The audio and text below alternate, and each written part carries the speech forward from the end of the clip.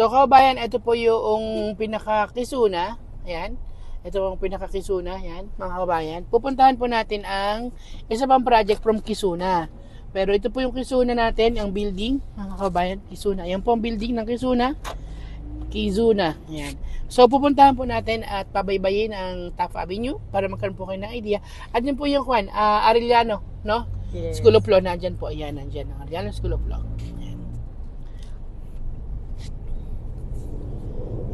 So, ang Quezona po ay isang property na harap po ay LRT. Ayan po yung ating LRT at ito po ay malapit. Ayan po ang Quezona, mga kabayan. Tingnan po natin gaano kalapit sa pinaka-main na campus ng De La Salle.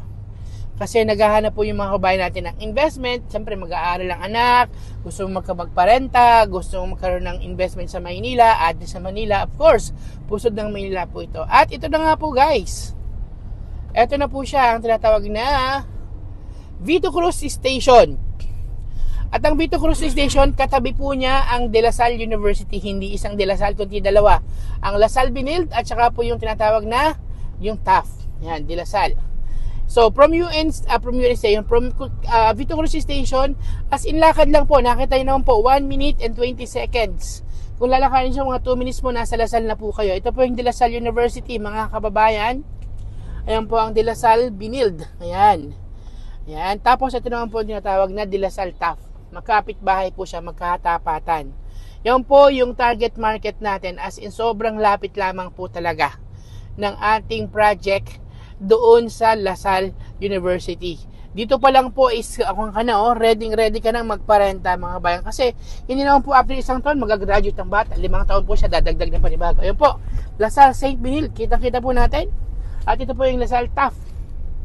Wow! Ang po mga kabayan, ang ating pong project na Quezona. From Quezona, magkano pong hulog sa Quezona, ma'am? So for Quezona Heights, i-take advantage nyo na kasi as of the moment, 11,800 ang studio unit natin. 11,800 monthly. And until October 12 na lang yan. So by October 11 onwards, magiging back to 14,000 to 15,000 monthly na siya. Oh my goodness. So imagine kung 11,800 ngayon ang monthly, maa-avail mo pa yung free furnishings. Yes. Kumbaga fully furnished na. Pwede mo nang tirhan pag pwede nang parentahan sa'yo. Diba? Thank you, ma'am, sa iyong kwan. At ito po, nakikita po natin ito, ang tinatawag namang Plumeria Heights. Kung naghahanap ka ng isa pang investment, nakatabi naman po, kapitbahay talaga ng LRT Station Quirino. Yan po, ang nakikita nyo pong nag-top up na rin po tayo sa Plumeria Heights, mga kababayan. Next year na rin po ang turnover nito. Tama po ba, ma'am? Tama, correct. Nako, ayun na nga po, mga kababayan. Ang Plumeria Heights. Titingnan po natin gaano kalapit. So, dalawa po ang ating new offer, mga kababayan, ng Plumeria Heights plus yung ating tinatawag na Quezona. Mamimili ka na lamang. At ang Plumeria Heights, ang promo po natin, mga 10,300 pesos kada buwan. Ma'am, ang hulog, tama po ba? That is correct. Yes. So, si Plumeria Heights, 10,000 lang yan monthly for 36 months. Yes. And then, take advantage nyo na rin yan kasi after October 10, October 11 onwards, that will be around 12,000 monthly na. My goodness, mga kababayan. At kapitbahay nga po nila, yung PayPal House natin tinatawag. Apostoles Nucial, basta po siya, ayun po.